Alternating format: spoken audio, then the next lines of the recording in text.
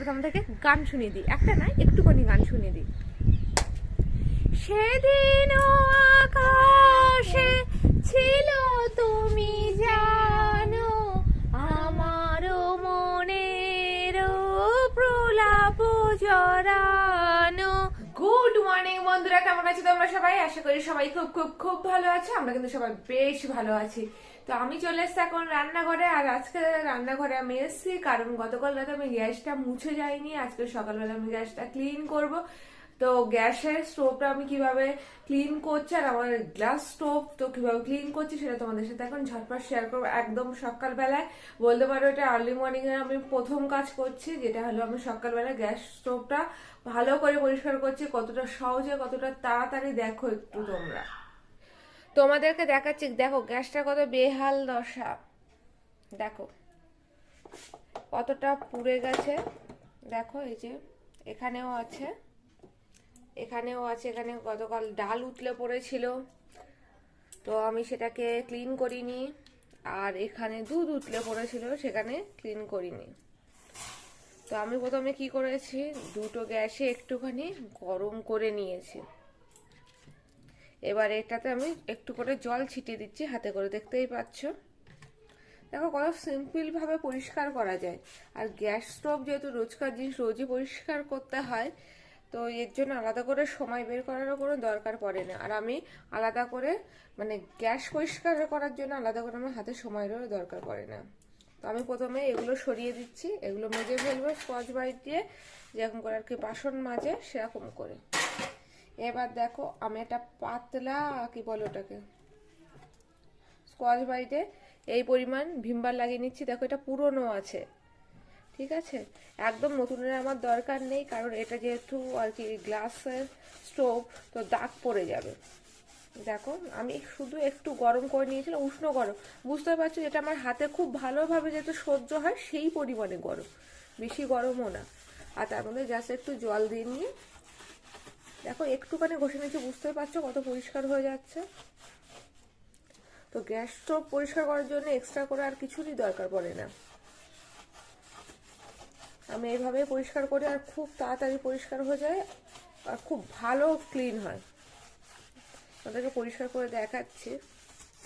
আর এখানে নতুন Scotch Brite আমি এর জন্য নিইনি, যাতে এটা যেহেতু কাচের একটা স্টোভটা, তো সেখানে দাগ পড়ে যাবে নতুন হলে, ঠিক আছে। আর এগুলো যেহেতু নরম, তো একবার আলতো করে যদি আমি ঘষে নিই তো অসুবিধা হবে না। পাকুমাই, আচ্ছা এই যে পাকুমের ঘুম ভেঙে গেছে, ও এসে দেখছে যে আমি এই কাজ করছি। এই দেখো, গুড মর্নিং বলো বাবা। Good morning, have a nice day. আমি তো আজকে সকালে উঠেছি। হ্যাঁ অনেকটা তাড়াতাড়ি উঠেছো আজকে বাবা। আমি এটা ক্লিন করে নিই, তুমি তারপরে তোমায় রেডি করে খেতে দেবো। আজকে একটু তাড়াতাড়ি আর কি ঘুম থেকে উঠেছে, তাই বললাম তো অনেক সকালে উঠেছি। দেখো এটাও ঘষে নিয়েছে, দেখো একবারে কত ভালোভাবে ক্লিন হচ্ছে, এই দেখো। তো এর জন্য আলাদা করে হাতে সময় বের করে অ্যাটলিস্ট গ্যাস মুছতে হবে, সেই আর কি সমস্যাটা আমার হয় না। আর এটা নোংরা হয় কেন বলতো, রুটিও করা হয়, তো তারপরে ধরো রান্না করা হয়, তো রুটির যে গুঁড়িগুলো আটাগুলোর সাথে লেগে গিয়ে আরো মানে তাড়াতাড়ি করে নোংরা হয়ে যায়, মানে একদিনেই যেন বেহাল দশা হয়ে যায়।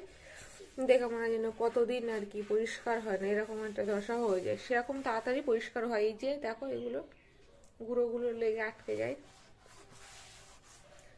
তো চলো তোমাদেরকে একটা টিপস শেয়ার করি।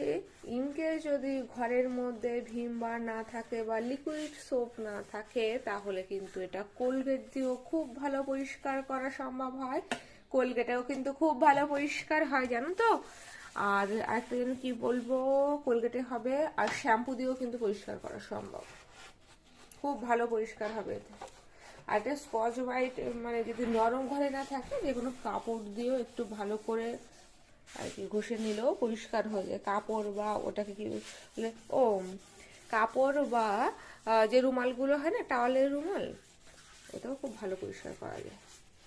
তো দেখতে পাচ্ছ এক ঘষাতে কত ভালো পরিষ্কার হয়ে গেছে। এই দেখো এক ঘষাতে, এই দেখো কত ভালো পরিষ্কার হয়েছে। তো আমি এবার গ্যাস স্টোভটাকে কাপড় দিয়ে আগে মুছে নেব, তারপরে আমি এটা ভালো করে জলে ধোবো আর কি। তো আমি একটা কাপড় নিয়েছি, কাপড় নিয়ে দেখো আগে এইভাবে মুছে তোমাদেরকে দেখায়, তারপর তো জল দিয়ে কাপড়টা ধুয়ে পরিষ্কার করবো। হ্যাঁ বলো বাবা। যখন উঠেছে এখন কি নীল উঠেছে? নীল আরো ঘুম থেকে সকালে ওঠে, অত পুক্কু ও তাড়াতাড়ি ঘুমাই আর তাড়াতাড়ি ওঠে, ওর ওই অভ্যাসটাই হয়েছে, দেখতে পাচ্ছ? তো আমি প্রথমে আগে এইভাবে একবার পরিষ্কার করে নিই, এবার এই কাপড়টাকে ভালো করে ধুয়ে মুছে নেব, তাহলে না ওই তেল চিটচিটে ব্যাপারটা চলে যায়। মুছে তোমাদেরকে ফাইনাল লুকস দেখাচ্ছে।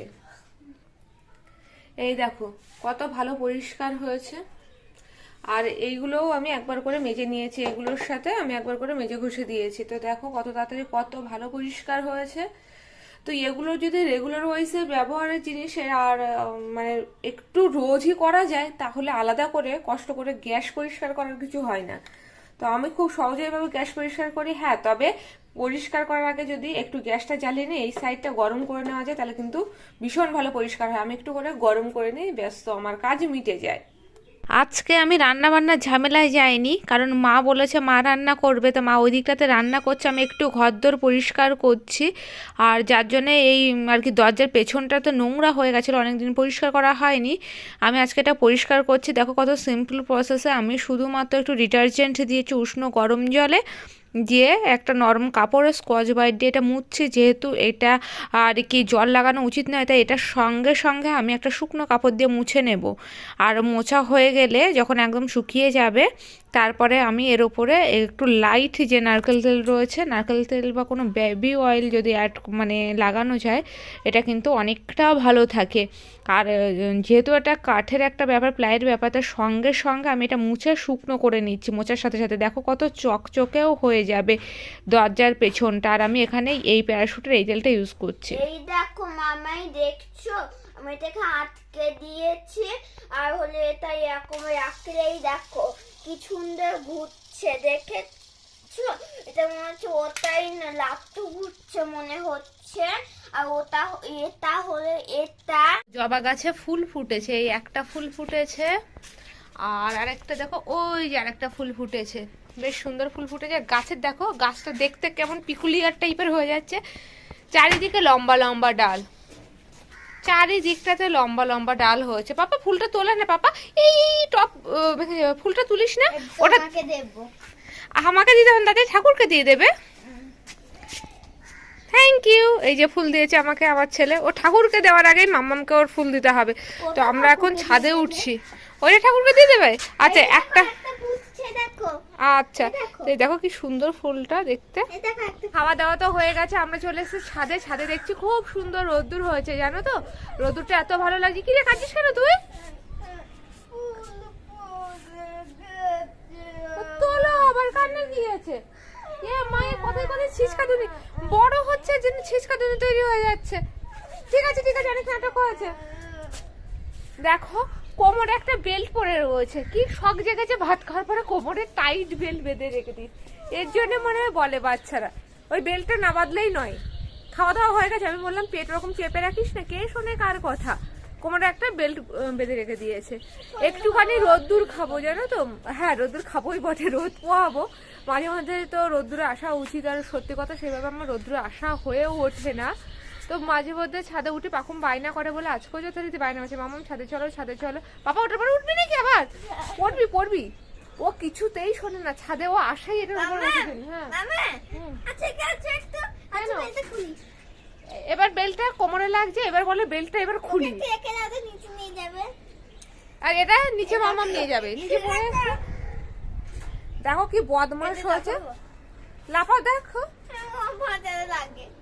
মজাও লাগে, ভয় তো পাস। আমি হাত ধরবো না, না না না, এত বদমাইশি করে না ও। এসে এখন আগে মজা হয়। 1 2 ভয় করছে, 1 2। এই চুপ কর, এই যে লাফিয়েও পড়েছে। তো বেশ কিন্তু রোদ্দুরটা রয়েছে, বেশ চকচকে একটা রোদ্দুর। পাশের বাড়ি থেকে সব দেখছে যে এটা ছাদে উঠে কি পাগলের মতো করছে। মানে তাদের আর কি অ্যাটিটিউডে এটা মনে হচ্ছে যে এরা করছে এটা অ্যাকচুয়ালি কি। তো যাই হোক বন্ধুরা, আজকের ব্লগটা আমি এখানেই শেষ করছি। ব্লগটা এর জন্য শেষ করছি কারণ একটুখানি চুপচাপ বসে না সত্যি কথা রেস্ট নেবে, একটু নিজের মতো করে রোদ্দুর পোহাবো। তো ব্লগটা যদি ভালো লেগে থাকে তাহলে পাখম কি করবে? লাইক সাবস্ক্রাইব করবে আর ভর্তি ভর্তি কমেন্টস করবে, তার সবাইকে শেয়ার করবে। পাখম কিন্তু কমেন্টস করতে ভীষণ ভালোবাসে, তাই তোমরা অন্তত পাখমের জন্য ভর্তি ভর্তি কমেন্টস করে দিও। মুখার্জি ফ্যামিলি ব্লগস অবশ্যই সাবস্ক্রাইব করে দিও। আর চলো যাওয়ার আগে একটা তোমাদেরকে গান শুনিয়ে দিই, একটা না একটুখানি গান শুনিয়ে দিই। সেদিন আকাশে ছিল তুমি জানো, আমারও মনের প্রলাপ জড়ানো, দেখা হয়েছিল তোমাতে আমাতে। পাখুমকে দেখা যায় হোক, গানটা আমি ভুলেই গেছি। তো চলো এখনকার জন্য টাটা, বাই বাই, দেখা হচ্ছে নেক্সট ব্লগে।